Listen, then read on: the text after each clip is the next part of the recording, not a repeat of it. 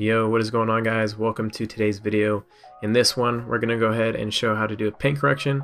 I'm going to be using the 1997 Mustang GT, and before we even get started, I'm just going to say you have to understand, if you're going to try to correct the paint, you have to start with a good paint job. I painted this car on my own. It's the first paint job I ever did, and so I'm going to go ahead and show all the mistakes I made, the runs, the chips, all that stuff, all the crap that's in the paint.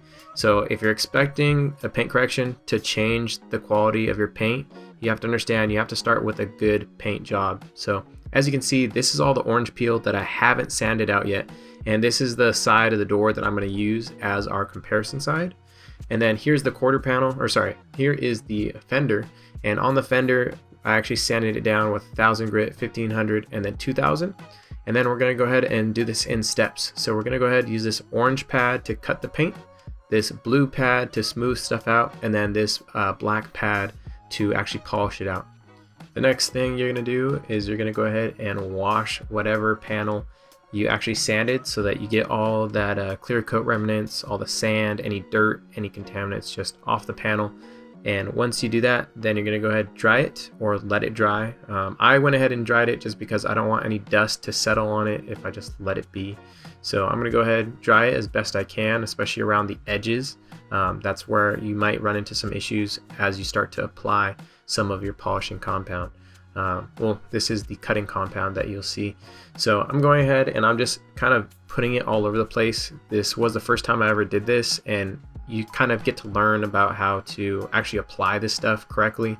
As you'll see, the mistake I made is I was going around the whole panel and I'm just slinging this cutting compound all over the place. It's getting on the garage, it's getting on me. So as you'll see, as we go into the video, I actually learned from this mistake because I'm just wasting product.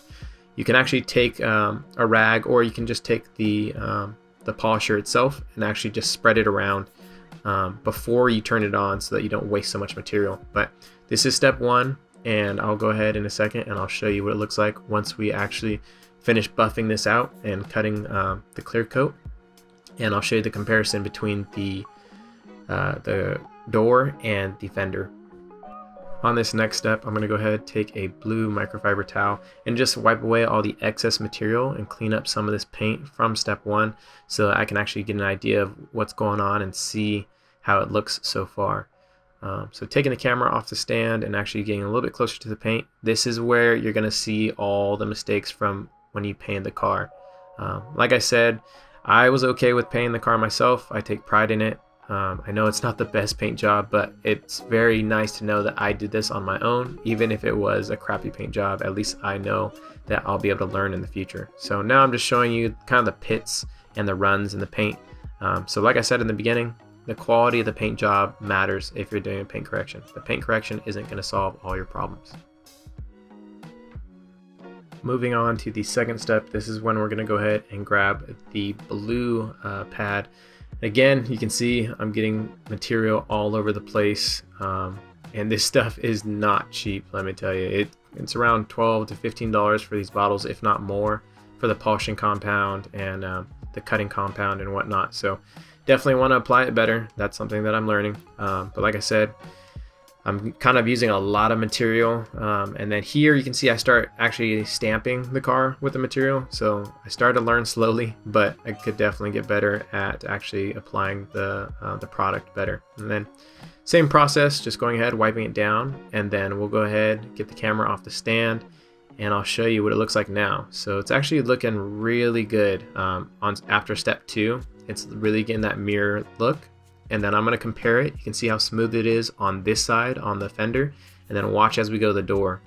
The door, you can see how much orange peel there is. So sanding, then doing step one with the orange pad, and then step two with the blue pad, you can see just how much of it an impact we've made. On to the third and final step, we're using the black pad on the polisher. And we're going ahead and we're just trying to apply this stuff as best we can. And I gotta say, it's starting to look pretty good. As you can see, I'm actually learning. I put a good amount of material or product on the side of the fender, so we're getting good coverage, and we're actually going over and doing a couple good passes. And so it's looking pretty good. I'm gonna go ahead and wipe this stuff away. And then, I mean, it looks pretty good. For a paint job that I did, I'm very happy with it. The first time painting a car, it'll get better from this point on. I'm learning and improving and making corrections to my mistakes. But I mean, you can see my reflection in the fender. It looks really good, and I'll go ahead and compare it to the door, which we haven't even sanded or touched or done anything. So this is what the paint job started out like, and this is how it looks now. So it's definitely a huge improvement. From 5 feet away, you really can't see the runs, but it looks really good in my opinion. So we're gonna go ahead and just show the rest of the car that I painted. So obviously the Cobra bumper, the hood, all this stuff needs to get sanded. So we're gonna go ahead and sand it with 1000 grit, 1500, 2000, and then repeat what we just did in this video with steps 1 through 3. And that's pretty much it for this video, guys. If you enjoyed the video, or if you have any questions, go ahead and leave them down below and I'll try to get back to you. But thanks for watching. I hope you guys get some success painting your own car and actually correcting the paint on your car, and have a good one.